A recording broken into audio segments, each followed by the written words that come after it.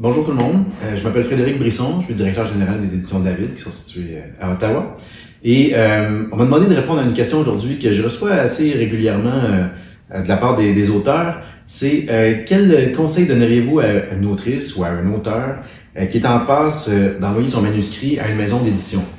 Alors, je vais élaborer un peu plus, mais je veux vous expliquer d'abord, ça serait 3 points principaux.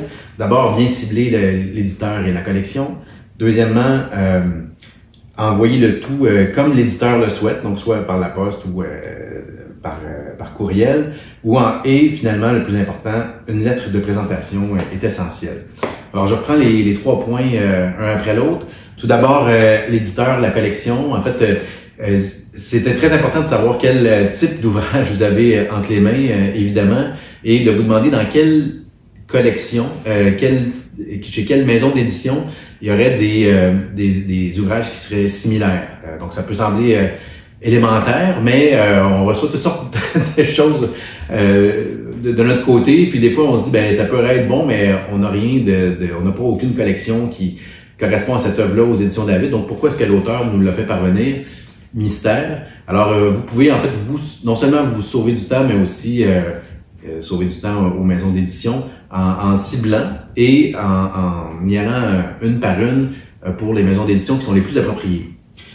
Deuxième point, ben, c'est que chaque maison d'édition a ses préférences, ses processus, ses méthodes de travail. Nous, aux maisons d'édition, aux éditions David, on souhaite recevoir les manuscrits par la poste, en papier. On est plus traditionnel, mais en fait, tous les gens du comité de lecture lisent chez nous sur le papier. Alors, on aime mieux le recevoir en papier plutôt que d'avoir à faire des mises en page de fichiers variés qu'on recevrait par courriel.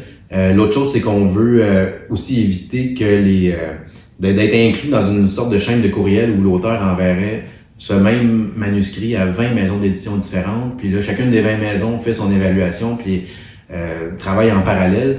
Donc, si on est assez intéressant pour que l'auteur nous envoie son manuscrit, ben on souhaite que il y ait un effort minimal qui soit fait de l'imprimer, le manuscrit, puis de nous l'envoyer par la poste. Ceci dit, il y a d'autres maisons d'édition qui préfèrent recevoir ça dans un système de dépôt sur leur site web ou encore par courriel. C'est correct, tout le monde est différent, mais de l'autre côté, c'est comme ça. Puis, on peut penser à une anecdote célèbre. En fait, André Gide, qui travaillait pour les éditions Gallimard au début du siècle dernier, avait refusé Proust parce que le manuscrit qu'il avait reçu était tellement écrit à la main, de façon serrée, fine, c'était quasi illisible qu'il n'a pas su reconnaître le génie de Proust. Il s'en est vraiment voulu par la suite, mais c'est un exemple pour montrer que la présentation, mine de rien, ça compte aussi dans le processus. Et finalement, une lettre de présentation est absolument essentielle, donc qui devrait contenir une courte notice biographique pour que l'on puisse situer d'où vous venez et quel est votre parcours. Qu'est-ce qui vous amène à écrire cette œuvre? Donc, un court résumé de l'œuvre qui permet de dégager les grandes idées puis de savoir de quoi il s'agit au juste. Et enfin, de faire ressortir quels sont les éléments principaux, les caractéristiques, les qualités que vous voyez à votre manuscrit et pourquoi on devrait le publier. Ben, c'est pas interdit de l'écrire et que nous, en plus, on puisse voir ensuite si on voit les mêmes qualités plutôt que de laisser ça, disons, diffus puis que nous, en fait, que le comité de lecture ait à vraiment se poser la question de d'où vient ce manuscrit, quelle est son intention, quelles sont ses grandes qualités.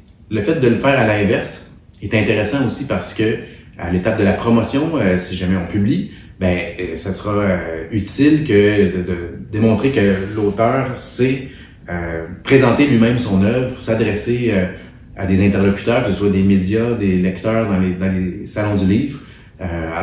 Bref, cette lettre-là, c'est la clé pour avoir une bonne réception. Et ensuite, généralement, vous pouvez vous attendre à une réponse dans les 3 à 4 mois qui suivent l'envoi de votre manuscrit. Alors, n'hésitez pas non seulement à nous faire parvenir aux éditions David, mais aussi aux autres maisons d'édition pour lesquelles vous verrez une pertinence votre manuscrit. Puis je vous souhaite la meilleure des chances pour qu'on puisse vous lire dans un avenir proche.